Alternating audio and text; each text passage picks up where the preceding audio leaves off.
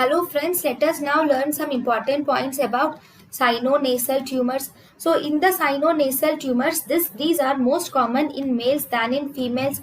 These are most commonly seen in fifth decade of life.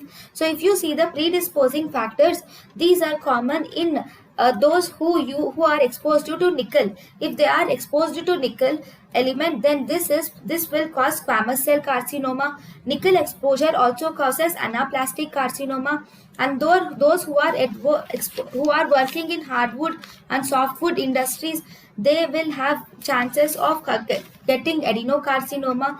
And if the patient is working in hydrocarbons or mustard gas, or if the person is working in radium dial workers or welding and soldering, all these will predispose for sinonasal tumors. So what are the predisposing factors of sinonasal tumors?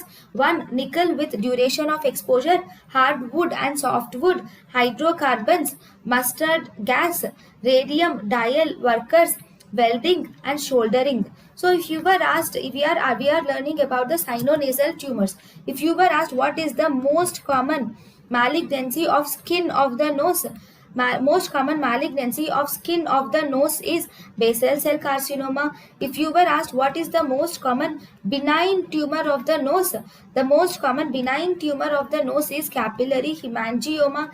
Where is this capillary hemangioma most common? It is common mostly in the nasal septum. If you were asked what is the most common benign tumor of paranasal sinuses, it is osteoma, and this osteoma is most common in the frontal sinus. Then if you were asked what is the most common malignant tumor of the nose and paranasal sinuses, it is squamous cell carcinoma and adenocarcinoma. So let me repeat again. Most common malignancy of skin and of nose is basal cell carcinoma. Most common benign tumor of the nose is capillary hemangioma.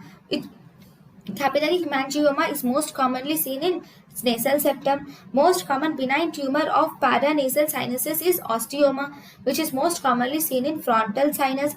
Most common malignant tumor of nose and paranasal sinuses is squamous cell carcinoma more than adenocarcinoma. Then we have the next important thing is papilloma. So in papilloma, we have, this is the nasal cavity. In the skin of the nasal cavity and the anterior part of the septum, a papilla develops. A papillae-like structure develops from the nasal mucosa, like this from the nasal mucosa. So the treatment of this is, you can do cautery for this treatment, or you can also do cryotherapy in this patient can be done. Then we have one more thing which is called as inverted papilloma. So what do you see in inverted papilloma? It is also called as Schneiderian papilloma, or it is also called as transitional cell papilloma, or it is also called as Ringer's tumor. This is most commonly seen in the age group between 40 to 70 years. It is common in males more than females. It is associated with human papilloma virus. It is most common in 40 to 70 years, most common in males more than females, associated with human papilloma virus. So if you see the site, it is most common in the lateral wall of the nose, especially it is most common in the middle meatus in the lateral wall of the nose. It is most commonly seen unilaterally, and it is the local aggressive tumor. If you were asked about this will show projections are seen in the epithelial membrane, and it will show in epithelial invaginations are seen, not the evaginations. If this is how the polyp looks, here you will see invaginations are seen. That is the reason why we call it as inverted papilloma. So if there is a papilloma in the nasal cavity that is inverted, then this will also cause unilateral nasal obstruction with rhinorrhea, and it will also cause unilateral epistaxis. In 10 to 15% of cases, this is associated with squamous cell carcinoma. Okay, in 10 to 15% of cases, it is associated with squamous cell carcinoma, and this is a pre-malignant lesion. So how are you going to treat this inverted papilloma? You will have to do maxillectomy is the treatment of choice for inverted papilloma. Then the next important thing is about the squamous cell carcinoma. So in the squamous cell carcinoma, the most common histological type of tumor in nose and paranasal sinuses is squamous cell carcinoma. Squamous cell carcinoma is also called as nose pickers carcinoma, and it is mainly seen in the lateral wall of the nose extending into the maxillary sinus and the ethmoidal sinus. So it extends into the maxillary sinus and the ethmoidal sinus also.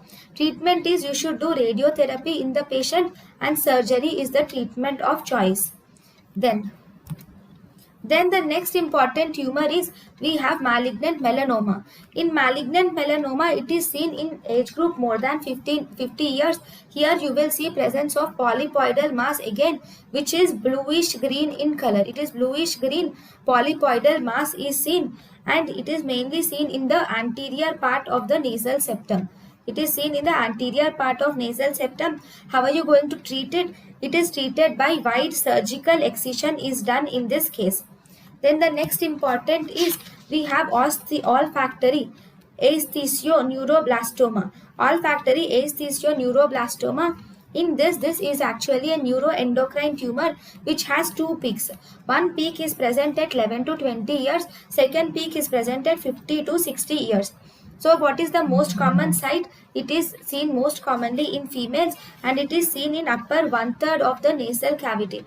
It is seen in upper one-third of the nasal cavity, and then it spreads to the brain, that is intracranially you will see it. It spreads to the brain or intracranially. Then what is the treatment? Because it is spreading intracranially, you will have to do craniofacial resection should be done. After resection, you should do radiotherapy and chemotherapy should be done.